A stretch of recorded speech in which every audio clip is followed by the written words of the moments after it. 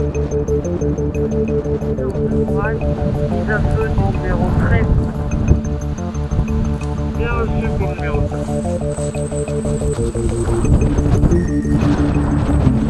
En cette période hivernale, la neige tombe en abondance sur les sommets de la vallée mauriennaise.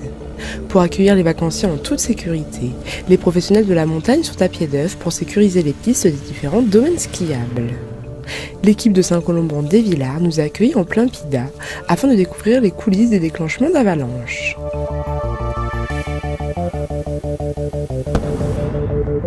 Vigicoin pour équipe Catex, tir numéro 15 positif, pas de visu sur la lune. Ouais, bien reçu, Simon. Eh ben, ce matin, on a eu la bonne surprise d'avoir une petite chute de neige, environ une trentaine de centimètres. Qui dit chute de neige dit forcément risque d'avalanche. Donc ce matin, notre but c'était de venir déclencher ces avalanches, toutes celles qui créent un risque pour le domaine skiable. Donc ce qu'on appelle un PIDA, un plan d'intervention du déclenchement d'avalanche. Donc nous sur Saint-Colomban, on a deux types de déclenchements qu'on va pouvoir réaliser. Donc un qu'on appelle le grenadage à main, donc là les équipes qui sont sur les crêtes qui vont tirer directement à la main l'explosif relié à des cordes. Nous ce matin au niveau du Catex, donc câble transporteur d'explosifs, là le but c'est d'accrocher des charges sur un câble, un petit peu comme une perche sur un téléski. Ce câble ensuite va transporter l'explosif tout au long de la face que l'on veut déclencher jusqu'à un endroit précis et on va arrêter l'appareil à tel ou tel endroit pour pouvoir déclencher l'avalanche souhaitée.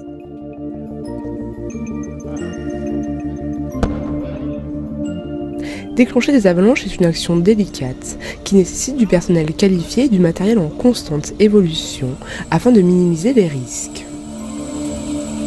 Donc, suite à l'accident de Morillon, qui a fait 2 victimes au cours du mois de janvier, la profession d'abord a été choquée par l'accident, évidemment.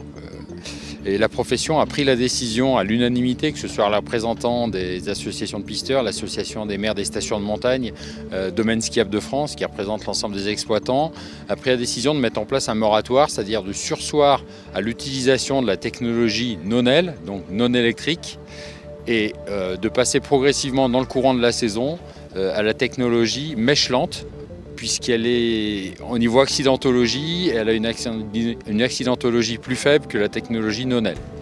Le but, c'est de faire évoluer la technique non-L avec une barrière technologique supplémentaire qui apporte un supplément de sécurité. Et ensuite, les exploitants prendront la décision de revenir au non-L ou non, ou de rester à la mèche lente.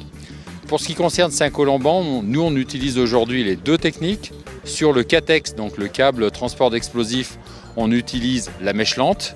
Et sur les autres points de tir, il y a environ 75-80 points de tir sur la station de Saint-Colomban. Sur les autres points de tir autres que le Catex, on utilise la technologie non-L.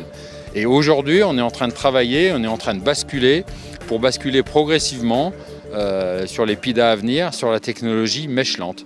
Donc pour ça, on a revu nos procédures, on a échangé avec les artificiers, avec les aides artificiers, avec notre chef des pistes, et on a pris cette décision-là, ensemble, de basculer sur la technologie mèche lente dans le cours de la saison.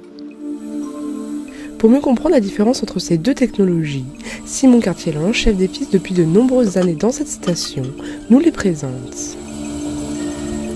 Voilà, donc on a parlé tout à l'heure des différents modes de déclenchement, notamment le Catex et le grenadage à main.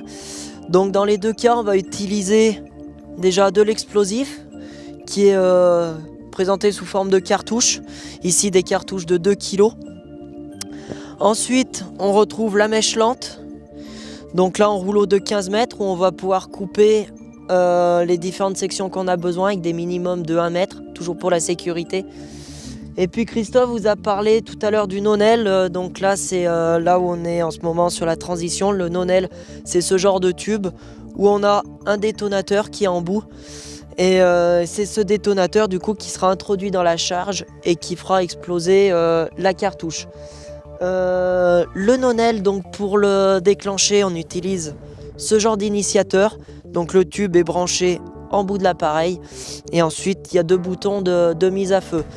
Je pense que c'est là-dessus qu'il va y avoir un travail qui sera fait pour améliorer la sécurité de ce type d'appareil et éviter les différents accidents qu'on a pu connaître ces derniers temps. Donc là, ce nonel, on est sur la période de transition. On va repasser même pour le grenadage à main avec la mèche lente. Donc mèche lente où au bout on aura un détonateur, semblable à celui qui est sur le tube nonel.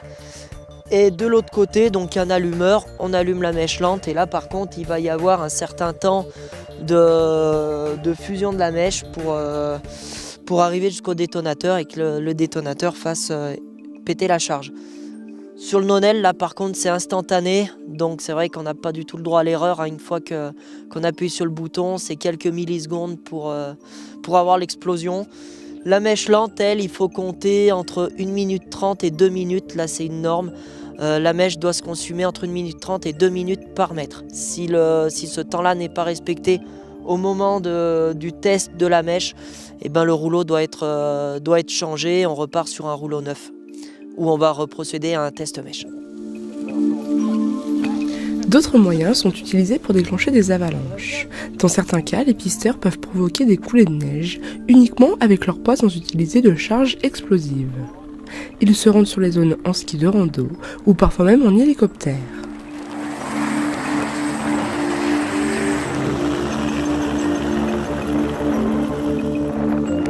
Deuxième technique peut être donc ce qu'on appelle des coupes à ski, c'est-à-dire humainement parlant, en binôme pour toujours se sécuriser. Il y a toujours un qui contrôle l'autre. Et donc en poussant avec les skis, on déclenche des avalanches, généralement de petite taille, pour éviter bien sûr de se faire emmener nous-mêmes avec les avalanches, de manière à pouvoir purger toutes les pentes nécessaires pour sécuriser les pistes. Dans certaines situations, comme ici au col de Bellard, c'est le chauffeur de la dameuse qui dégage le surplus de neige formant des corniches, avec le poids de sa machine.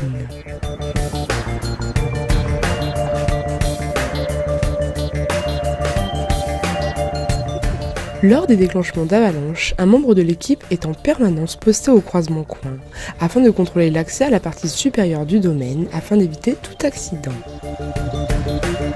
Alors, cet endroit s'appelle ce qu'on appelle le croisement coin. C'est une zone un petit peu stratégique quand on fait un déclenchement d'avalanche, puisque c'est une des zones. Il y en a un autre, mais c'est un des points, sur le point bas, où toutes les pistes se croisent, par lequel on peut accéder à la partie haute du domaine. En étant ici, on contrôle l'ensemble de l'accès de la partie supérieure du domaine skiable, qui est la zone avalancheuse. Donc il y a deux fonctions à être ici. Premièrement, le contrôle de l'accès à la zone de tir, pour éviter qu'il y ait des personnes sous les avalanches. Et deuxième point, contrôler le résultat des avalanches.